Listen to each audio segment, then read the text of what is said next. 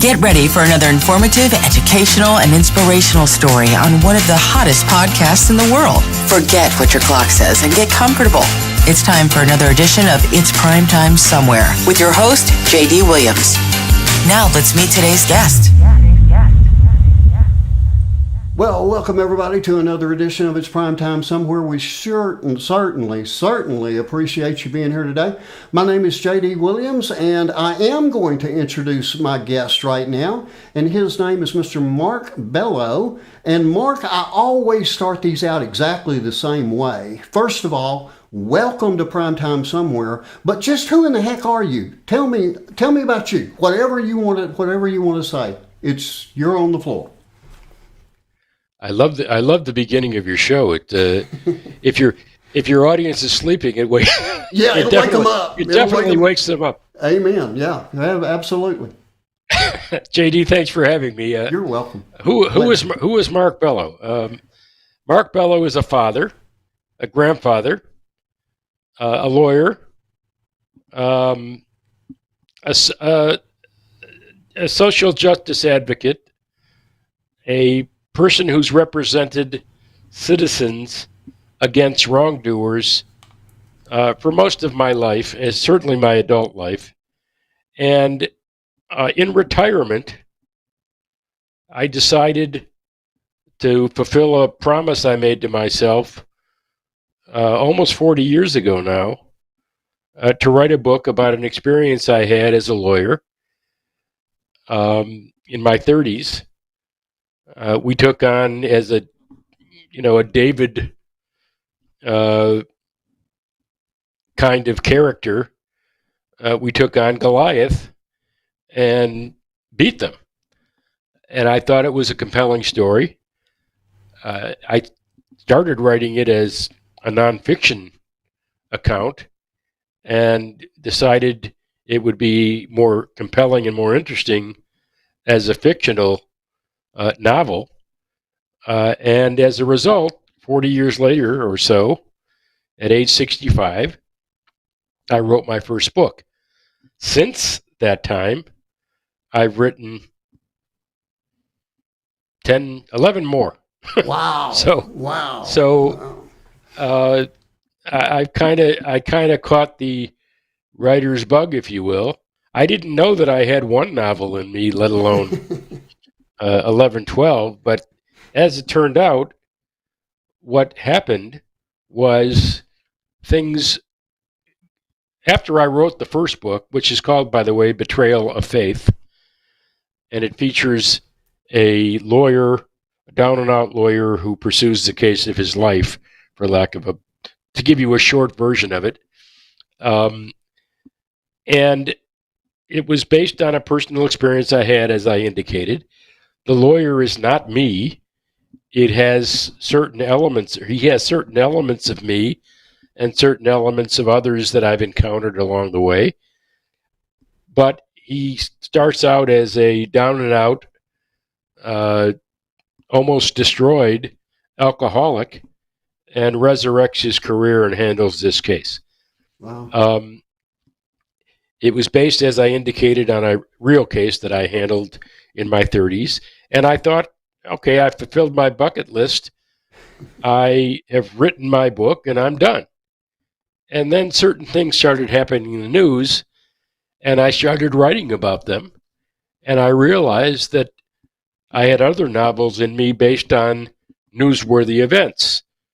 And I started writing novels about things that happened in real time in the news.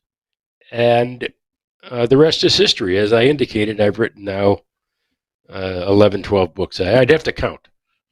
Well, you're being a little...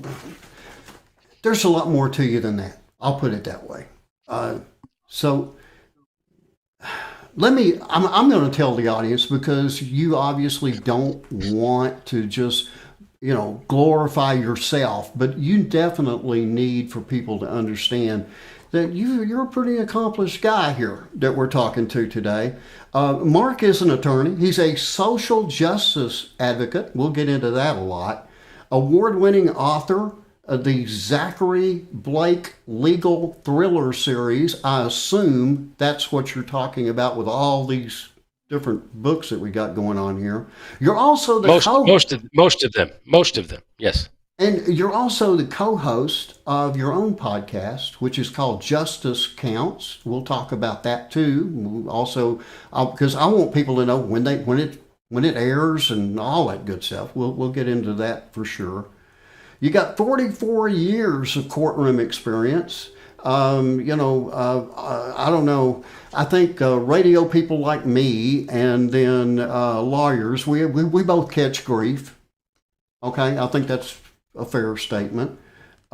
You do have a very creative writing style, and captivating novels is the way that it's titled, and hard-hitting commentaries. I do those too, so good for you. You said you were 65 years old, if I heard that correctly, and that's how old I am. So we can relate to each other really, really well on this. I'm 5 years older than you. I was 65 when I started writing.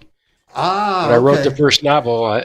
I've written 10, 11 novels since in 5 years. So I'm going to be 71 in April. Okay, so you got me beat by a little bit. You're just ahead. Just a bit. Yeah, you're ahead of me. Now, although I look much younger than you, though. You do. You actually do. Yeah. Okay. Now, I am going to start off here with something it's actually going to grab everybody's attention. I'll put it to you like that. You were one of the first attorneys to sue the Catholic Church, the pedophile priest. Okay, and I know you must have caught a lot of grief about that, but I'll let you tell the story. And obviously, this played into that first book as well. So go ahead. What was it like suing the Catholic Church? Well, it was truly a David versus Goliath experience, as you can imagine. I bet. We were a partnership of two lawyers, myself and another gentleman. We got this case from a client who was the neighbor of the mother of the two kids who were abused by the priest. The priest was charged with a crime, fourth-degree criminal sexual conduct, which I'll explain in a second, and pled guilty to fourth-degree criminal sexual conduct, which, by the way, is fondling. It's essentially putting your hands on someone's private parts. Mm-hmm. My suspicion was the priest did a lot more than that, but that's what he was pled down to, for lack of a better way to say it. We pursued the case. The church denied knowledge of this priest's propensities to commit these kinds of crimes, which wasn't true. They knew all about it. He had done it before. Mm. He did it in a previous jurisdiction. They moved him from one jurisdiction to another without telling the new community that there was a predator in their midst, and they did it again at least 2 times that I know of, before finally, years later, defrocking the priest. And then even more years later, just recently, the Michigan Attorney General charged this gentleman with additional crimes, and he now sits in a jail cell. Good. 40 years later. Yeah. It's been quite a saga. As I told you off air, we were treated pretty poorly by the defendants, by the church hierarchy. We were the bad guys, not the pedophile priest. Yeah. We were trying to stick it to the Catholic Church. All I was trying to do, frankly, was get to the truth, get justice done for my clients, and move on. And they just made it extremely difficult by covering up prior incidents, by hiding witnesses, by transferring people from place to place. They even got the court system to seal the files of prior court hearings to prevent us from discovering his prior crimes. No mention of past bad acts is what you're saying. If any of your listeners have seen the movie Spotlight, which was our case on steroids in the Boston, Massachusetts area, that incident in the early 2000s kind of broke the scandal wide open. But in my day, in the 70s and 80s, when we handled the case, as you indicated in your promo, we were kind of trailblazers, and it was a dirty little secret back then. Mm-hmm. It wasn't as well known.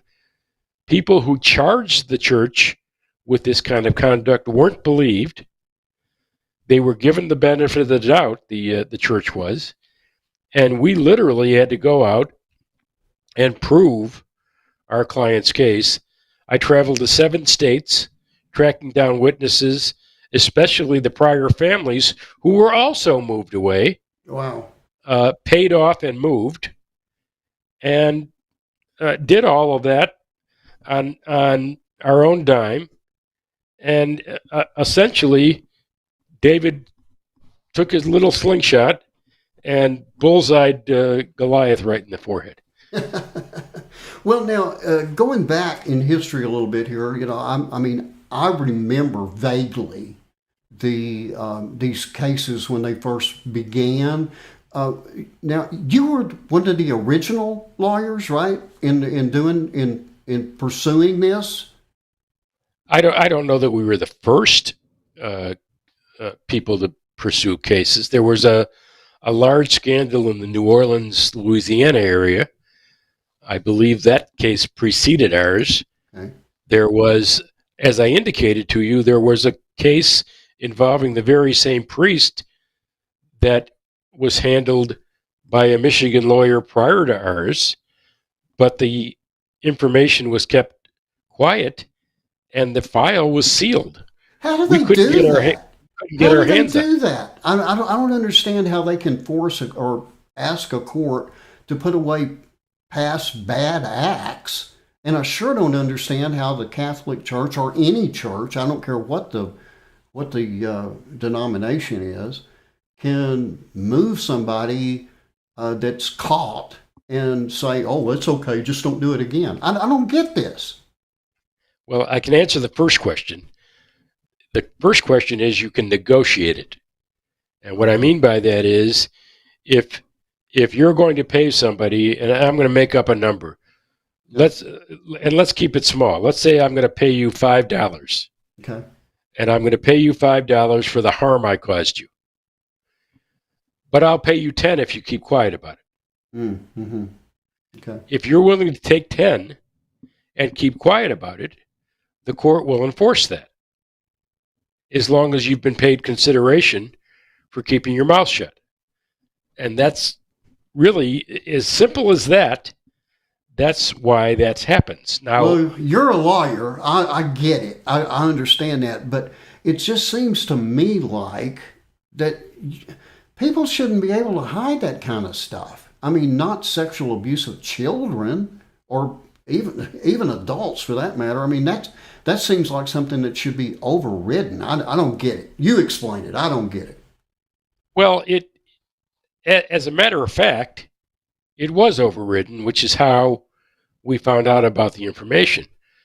But we had to find out through the back door and then kind of embarrass, if you will, the judge into realizing that a seal on a file like that, to your point, is against public policy. Right. Sure against the idea that the idea that you can negotiate silence, I think, is fair if you want to keep something between the parties, and the one of the parties is willing to pay the other one to keep their mouth shut. In certain circumstances, that might be appropriate. But to your point, in a child abuse case, who benefits from the silence? Yeah. Well, I let me jump in real quick because The predator I had does. a case myself where I was injured at a store. Okay, Right. and they took the case and it went on for a long time, and then we settled out of court, and I was paid a lot of money, but I was told, don't mention it again. I get that. I get that stuff. Okay, but Right. what I don't get is felony crime. If you can't bring that up, what good is the court system? I don't get it. I don't get it. I'm sorry. I just don't get that. Well, I don't either. I've been in the court system, like as you pointed out, for 44 years, and I don't get it either. To me, the purpose of the court system is to protect the public. Right. Whether it's a person suing a business, whether it's a business suing a person, whether it's a criminal, whether it's criminal conduct by a business. The point of all of this is protection of members of the public. Mm-hmm. And when you cover things up like what was done back in the 70s and 80s, in my case, you make it easier for bad people to prey on good people. And Now, I'm violently opposed to that. Yeah, me too. And now, after you took care of this guy, I don't know if you're free to mention names or not. I'm not going to push you on that. But once that was done, if I heard you correctly, you said there's still something going on with this same individual. Or did I misunderstand that? Oh, you didn't misunderstand. I'll tell you the story. I don't know the whole story. Okay. Myself, but I know parts of it. When he left Michigan, following the case we filed, he went to Cleveland, Ohio. If he had gone to Cleveland, Ohio, without me being involved, Cleveland, Ohio would not have found out that he was a pedophile. Mm. I wrote a letter to the Cleveland Plain Dealer when he was transferred, and I disclosed the litigation that we filed because we were under no gag order, or we had no agreement. I made sure my clients did not sign any kind of confidentiality agreement when we resolved the case, and I was free, as long as I was telling the truth, to disclose anything I wanted about him that was true to the Cleveland Plain Dealer. Mm-hmm. Once it was public that he was a pedophile, he could obviously not practice in Cleveland, and they transferred him to Baltimore, Maryland, where I wrote a second letter. And then I lost track of him, and I'm gonna fast forward a lot of years, but fast forward multiple years to present time, I would say somewhere between 2010 and today, and some other incidents involving this very same priest cropped up. I don't know how old they were. I don't know whether they preceded mine or followed mine. But the Michigan Attorney General, the current Michigan Attorney General, a woman by the name of Dana Nessel, who's a terrific advocate for victims in this situation, pursued charges against him and convicted him, I would say somewhere in the last couple of years, and sent him to prison at age 80. Oh, good. He was in his 30s, I think, when late 30s, I think, when we handled our case. So it gives you an idea of the long arm of the law, and and how long it took to get ultimate justice. Again, in my situation, the two boys I represented, the amount of time he did for the crime he pled guilty to was 6 months. Seriously? That's it. Good That's it. Grief. Now, what? That's in the 70s and 80s, though, right? I mean, that's not correct, now, correct, right? Correct. Okay. And I want to draw a distinction for your listeners about civil versus criminal. Yeah. My case was a civil case. Okay. Like your fall in the store, you, a citizen, suing another citizen, the store owner or the corporation that owns the store, that's a civil case. The criminal case is somebody assaults you in a store. Mm-hmm. You sue the store for the injuries you suffered because they perhaps didn't protect you the way they should have. But you also have a criminal case, against the person who assaulted you. And the prosecutor handles that and pursues that in criminal court. So the case I handled was a civil case for damages. There was also a criminal case, and that's the case that resulted in the plea I mentioned and the 6 months in prison. Okay. So now you said that you did the civil.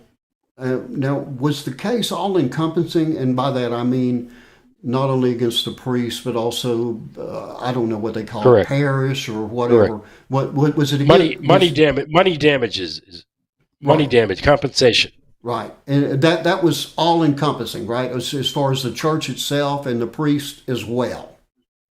Correct. Okay. All right. When we resolve the case against all the defendants. Okay. The church and the priest. Okay.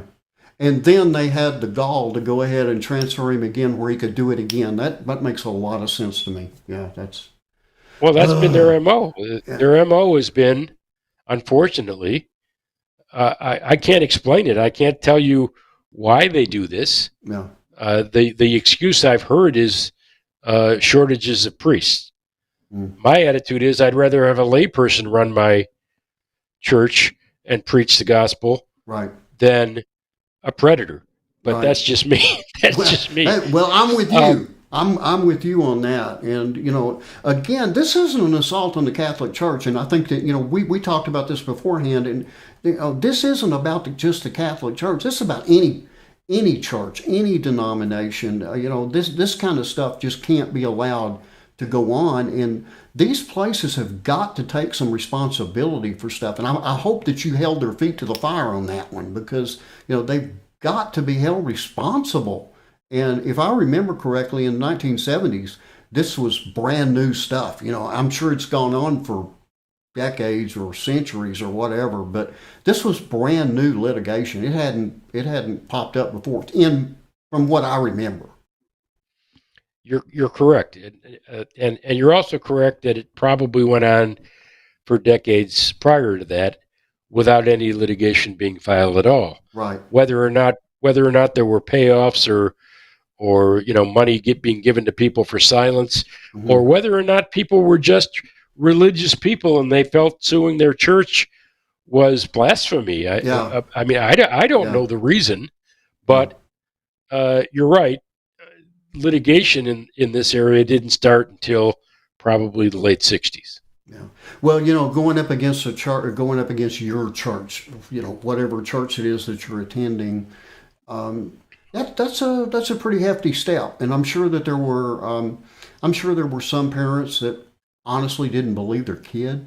I mean, I'm just being honest here. To this day, I think there are people in that very church who think we were the bad guys and they were the good guys, and they don't believe it to this day.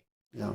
Well, we both know that it's not just in churches. It's not just priests or pastors or whatever. This is prevalent. It's all through society, and that's something that we're going to get into more in the second half of this podcast today, because I know that you're really big into social justice, and I want to hear about that, because people's rights need to be upheld. I mean, I've had podcasts and shows pulled because we didn't follow the line. Throw the Constitution out. There's no such thing as free speech in America. It's only what we are permitted to talk about, and if it doesn't fall within those parameters, then we're subject to cancel culture. So, I want to hear a lot more about that because I know that you are big into social justice, and we're going to get into that in the second half, if that's okay with you. It's fine with me. Absolutely. Okay. Well, is there your book? We've only got a couple of minutes left here in the first half, but your books, are they more legalistic stuff, or you said it's fictitious accounts, and I understand the reason for that. It gives you a lot of leeway, but is it more for people that are really into legal stuff, Judge Judy and that kind of thing, or it isn't Judge Judy, but I'll tell you what what I try to do with my novels is write realistic portrayals of what a client and a lawyer go through when they pursue the government or a large ticket corporation or a Goliath religious organization like the Catholic Church. Yeah. What those people have to do to get justice, what justice looks like, how the system works, so that people who have been in it or are about to be in it, like you were, know what to expect. And I try to take cases, if you will, that have actually happened in America and put a fictional but legal spin on them so that people get a true understanding of what it's like to be in the system. Well, I know it wasn't anything fun for me when I was doing it, and all I wanted to do was have my medical bills paid. And anyway, it went from there. That's usually how it starts. That's usually how it starts. Anyway, we have reached first half close, and we'll be back for the second half with Mr. Mark Bello here in just a couple of minutes, or actually in about 60 seconds, honestly. So, Mark, hang in there with me, and we're going to get more into social justice in the second half of the show. So, everybody, hang in there with us, and we will be back right after a quick break.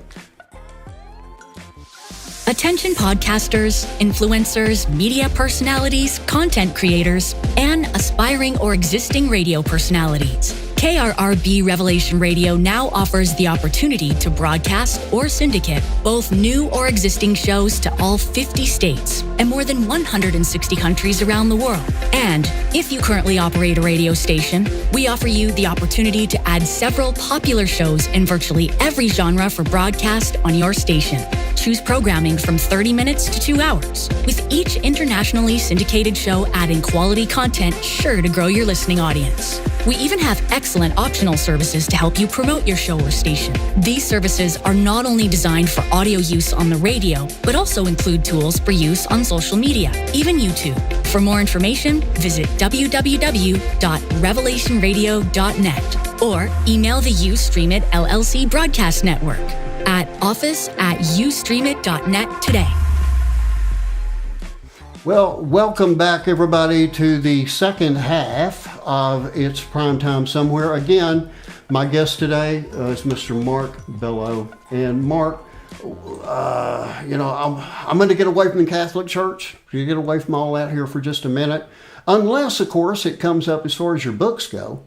But I want to know about your crusades with social justice.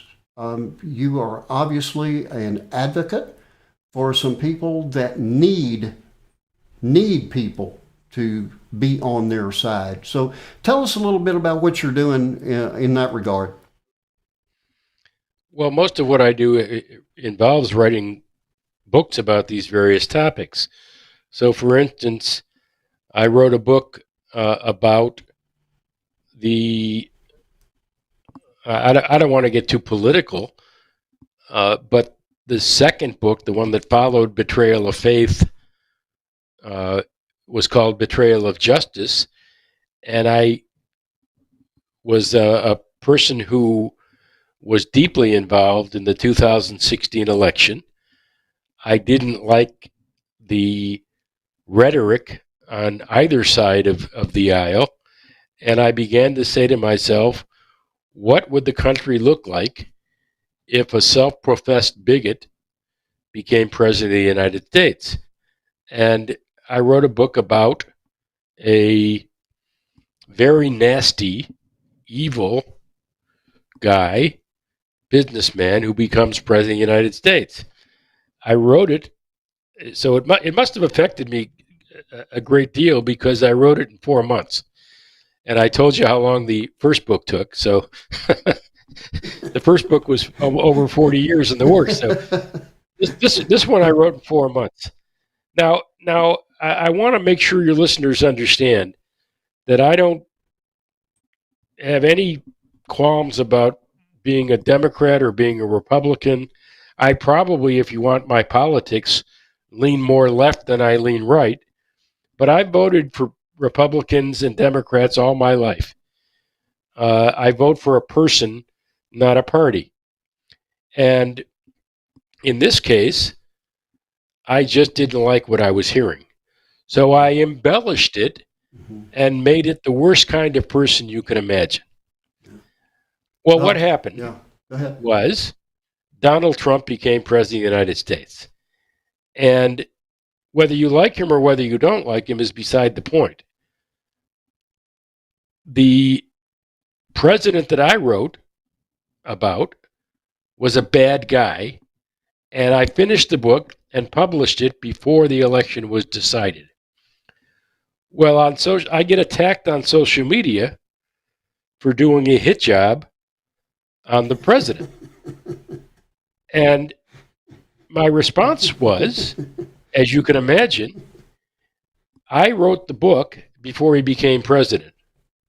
If you see a similarity between my evil guy and your guy, that's on him, not on me. He chose to be the guy that you think I wrote about. And I still feel that way. There are similarities between some of the things he did and said as president of the United States and the things that the president in my book did and said. And I guess you could argue that I predicted the kind of president he'd be, but I still say that's on him, not on me. Well, again, you're talking fiction. Yeah, again, you're talking fiction, and we can debate. Okay. We can debate political positions and all that. And I don't want to do that. That the reason I bring up the book is not to create some political friction between you and I or me and your listeners. Wouldn't happen with me. Wouldn't happen with me. I'm open to both sides. Go ahead.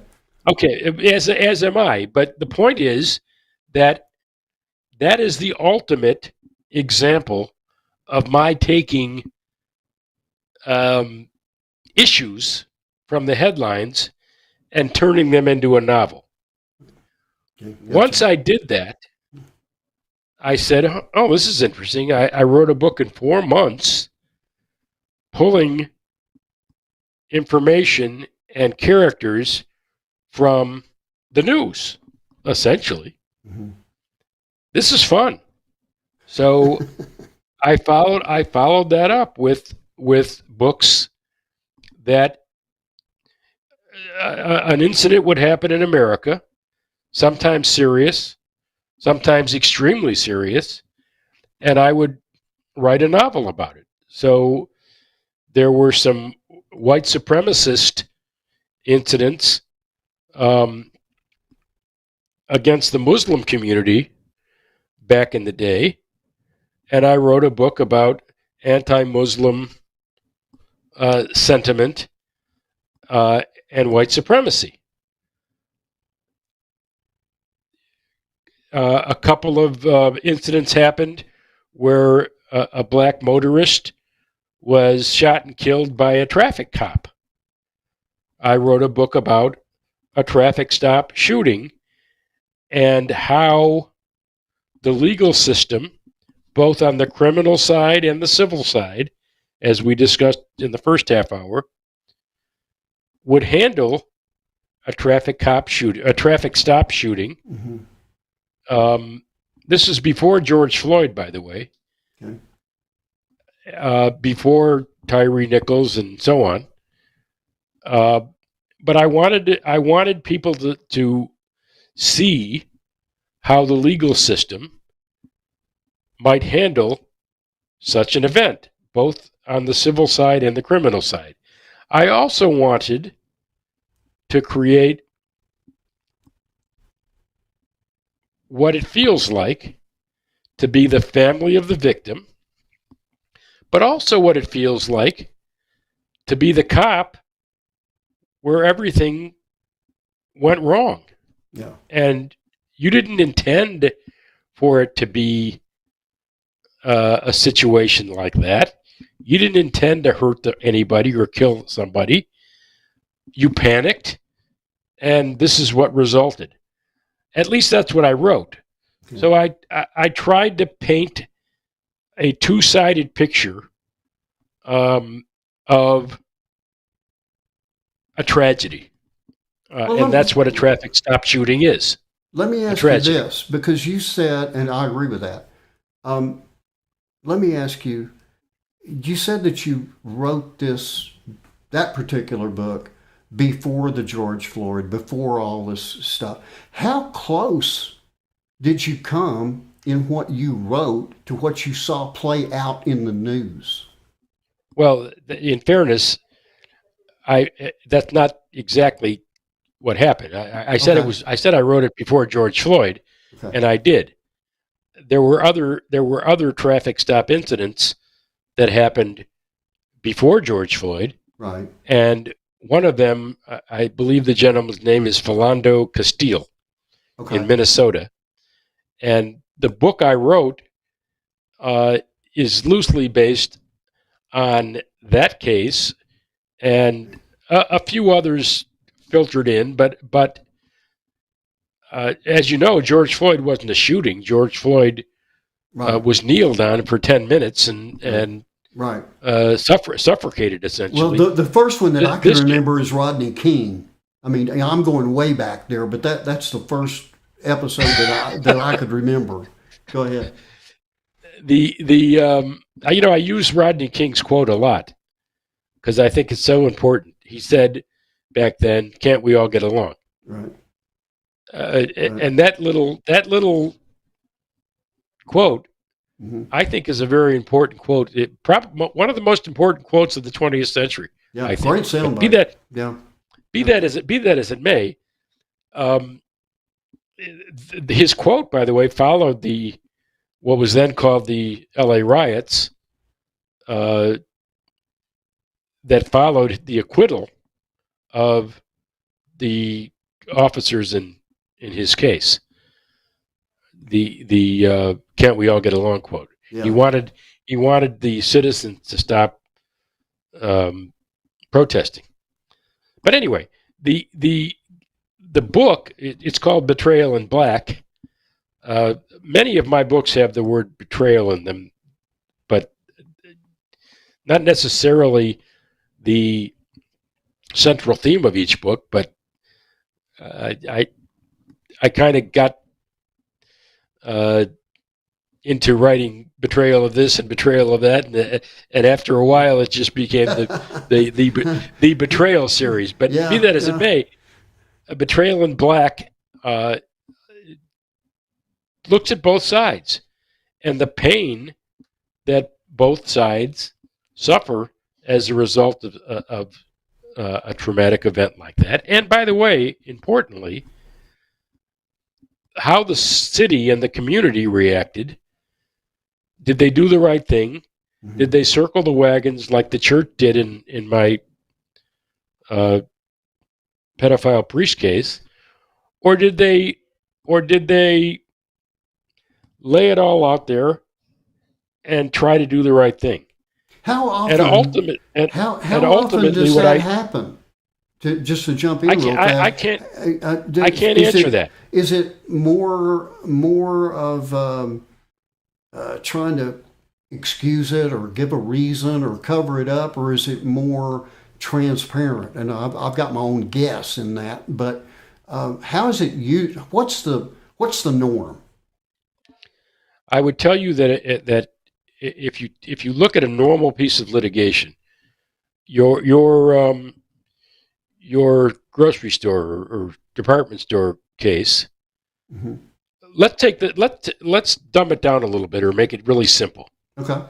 Let's take your case, and let's say that you tripped over a piece of metal. Well, I'll tell you exactly what it was. I tripped over a doorstop. A doorstop that's out in the middle of the sidewalk. I mean, it wasn't close. It was out in the middle of the sidewalk. It was about that tall, about 6 inches. Right. I didn't see it. I tripped over it and I broke my... Anyway, that was what my case was about. All right. Okay. Now, that's not a good example of what I want to describe. Okay. Because I'll tell you why. Because it's easily removable. Yeah. Somebody leaves a doorstop somewhere. That's this a mistake. was metal. This was a piece of metal. I mean, it wasn't something they could just pick up. Yeah. But was it fixed or was it? It was fixed. It was concreted into the ground. Perfect.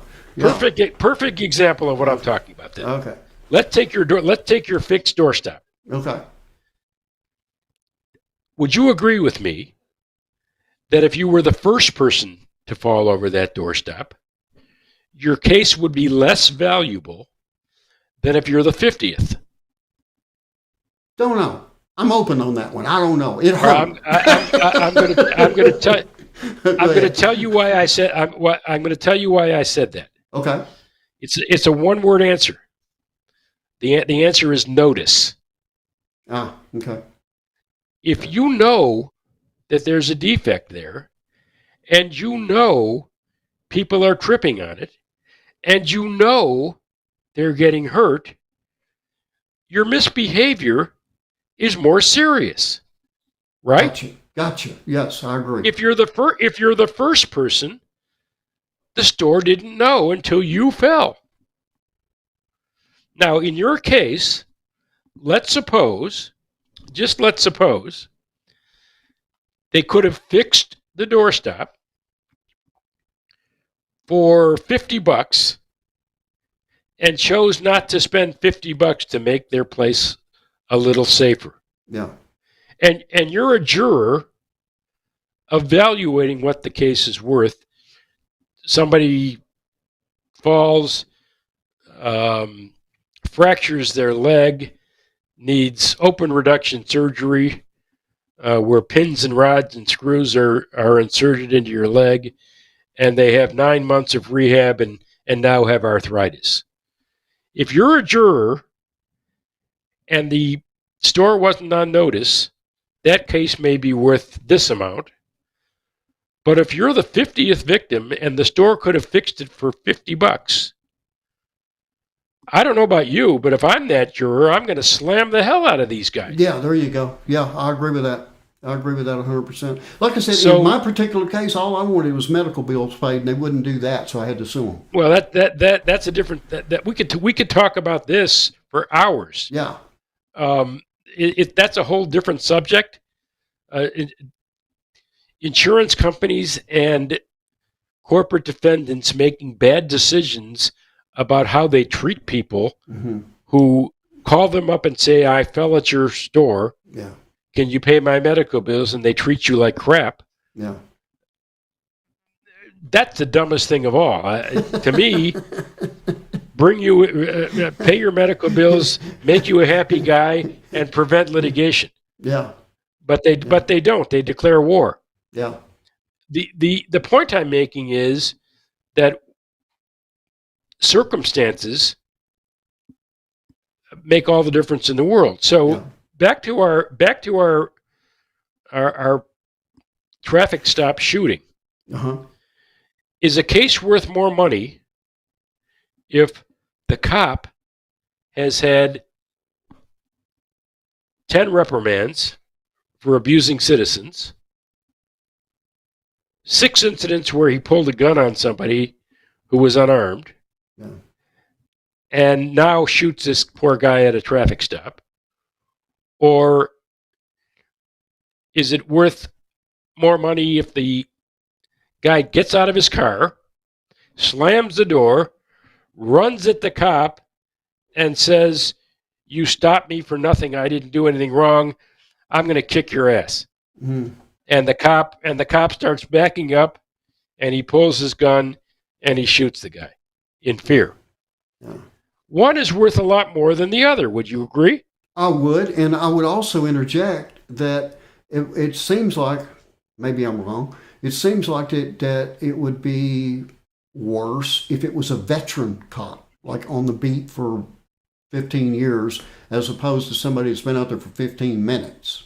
Am I right or wrong about that? Yes and no. I mean, it's all, to me, it's all based on behavior. Okay. How did the cop behave? How did the citizen behave? And the idea that one problem I have with the left in these cases, vis-a-vis the right, and I'm talking politically now, right, is this concept that the cop's always wrong and the citizen's always right. Right. That's absolutely not true. Right. But, and where I draw the line is when the cop behaves like a criminal and the criminal behaves like a honest citizen. Right. The cop should be slammed and the cop should be tried criminally, in my opinion. Yeah. And civil damages apply, like in your situation. Mm-hmm. So every circumstance is different. Now, in my book, the cop behaved badly, panicked, and had a bad result as a result. Happened because of his reaction to a situation that wasn't confrontational. Yeah. And after the incident happened, he feels terribly guilty. He doesn't understand what happened. He doesn't understand how it escalated the way it did. And he realizes that he's culpable and that an innocent man is dead and a family is in mourning, a widow and 2 kids. The community, as I indicated, responds appropriately in the book. Some communities declare war. And when I say community, I mean the community of police. Mm-hmm. The example I gave you about the department store and why I raised it is there are 2 ways to handle this. We did wrong. We'll fix the problem. We'll remove the doorstop. Mm-hmm. We'll replace it, and other people won't get hurt. Or we'll lie about it. We'll cover it up. We'll leave the doorstop there, and I don't care how many people fall on it. Yeah. It's cheaper to insure our place rather than fix the doorstop. Yeah. Those are decisions that are made in corporate America all the time. Every day. Usually, they're usually anti-citizen, and we don't usually know about it. Yeah. Well, now you are definitely an advocate for social justice. I know that's not just limited to police or whatever, or at least that's. Well, I wrote a book about a school. I wrote a similar book about a school shooting. Okay. And how the community deals with that. Okay. I wrote and we just had one, unfortunately, in Michigan, where I live. Yeah, I saw that. This one is a bullying incident. I'm very anti-bullying, by the way. I wrote a children's book about a young biracial kid who was bullied on his first day of school. Mm-hmm. Why would I write a children's book about bullying? because I think we can get to children before they become bullies and maybe prevent that from happening. So I wrote a nice little story in rhyme called Happy Jack, Sad Jack. And Jack is bullied in kindergarten. And I don't know if it surprises you that a kid can be bullied as early as that, but a kid can be bullied as early as that. Yeah. If a biracial or a black kid goes to an all-white school and he's a little different than everybody else is, or a Jewish kid goes to an all-Christian school, or a Christian goes to an all-Jewish. Oh yeah. I mean, you can go crazy. You can go crazy with this stuff. Absolutely. But the point is, if you're a little different than the other kids, the inclination, unfortunately, is that the other kids are nasty to you. Right. And as we saw in the case of this 14-year-old girl recently, it can result in very serious consequences and tragedy. So I do want to jump out. Bullying is a big issue of mine. Yeah, I don't want to break your train of thought too much here, but I do want you to have the opportunity to let everybody know about your website, where they can find your books, and how they can get in touch with you. The website is markmbello.com, markmbello.com. All the books are available wherever you can find. There it is. Thank you. Wherever you can find books online, like Amazon, like Barnes & Noble, like Apple, like Kobo, and so on. The books are generally not available in bookstores. Some bookstores carry them. I've even found out that some libraries carry them here and there. Yeah. But most of the time, my book can be found online. I write a social justice newsletter on Substack. If you want to go to Substack and you can enter my name, Mark M. Bello, and you'll find my newsletter. If you go to my website and you want a free book, you can sign up for a free book on my website, and you'll get a copy of my novella, which is a little prequel to the Zachary Blake legal thriller series. I just wrote a new book called The Final Steps, which is a new series. There it is. Okay. That's a new series featuring a former judge, a lady by the name of Rosalind Maxwell. It's a little cozy mystery, whodunit. Okay. So that's a new genre for me. But I the best place to get my books, aside from my website, is online booksellers. Okay. Well, hopefully people will go to the website. I'm sure there's a lot of information there as to where they can locate it. Now, you said you got 12 books. Did I hear that right? Or two children's books. Okay. The new book. I wrote a Jewish cookbook. That is kind of fun. We can talk about that a little bit if you want. You're a cook. You're a cook and a lawyer. I'm not a cook. I'm not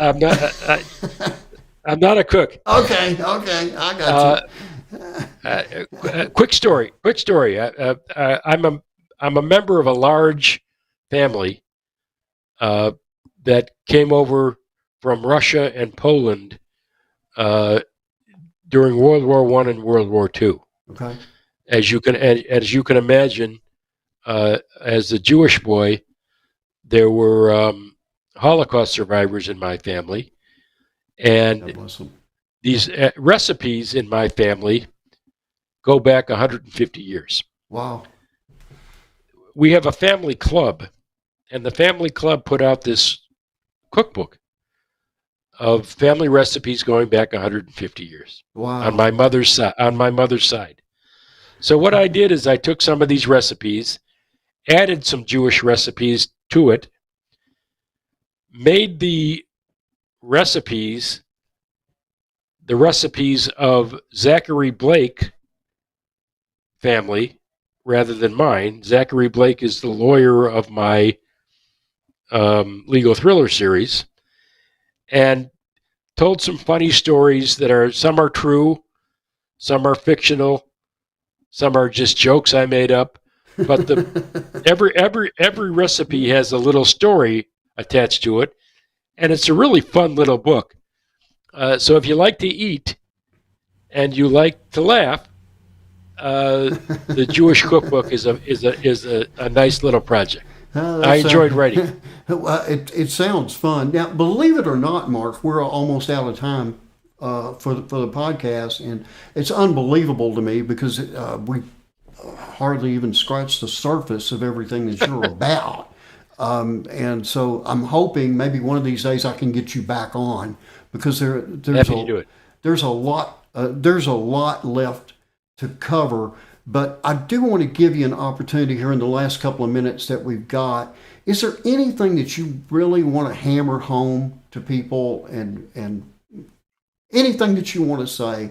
Like I said, you got a couple of minutes. Just whatever you want to throw in there. Okay. All right. Two things. Number one, I mentioned the children's book on bullying. Mm-hmm. It's an important issue and an important book. And if anybody out there is involved with school curriculum, it would be a great book to introduce at school. And I'd be happy to do a Zoom meeting and discuss bullying and how to stop bullying for your school using Happy Jack, Sad Jack. The one book we haven't talked about, which is my second children's book, is about the dangers of distracted driving and using your phone and doing other things while you're driving instead of doing what you're supposed to be doing, right, which is driving.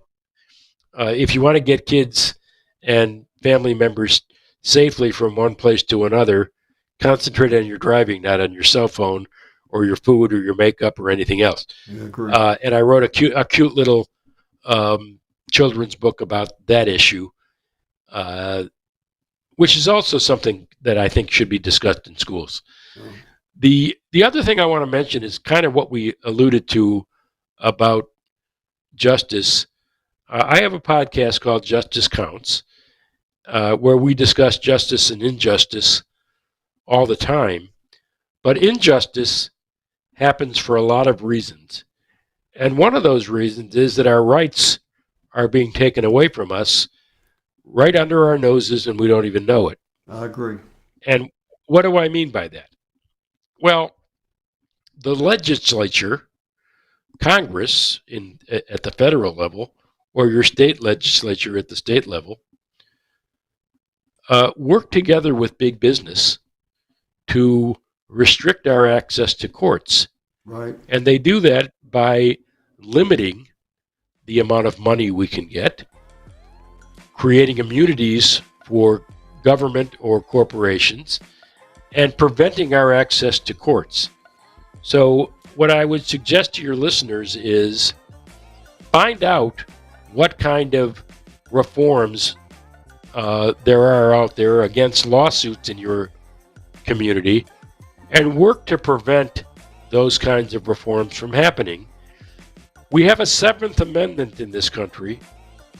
It's a constitutional amendment that says we have the absolute right to sue somebody. And I got to cut you off. Over $20. I'm sorry, I got to cut you off, but we are at the end of It's Prime Time Somewhere. Mark, I appreciate you coming on today, and I hope that you will come back again. I will. Happy to do it. Thank you, sir. Thanks for having me. You bet. It was a pleasure.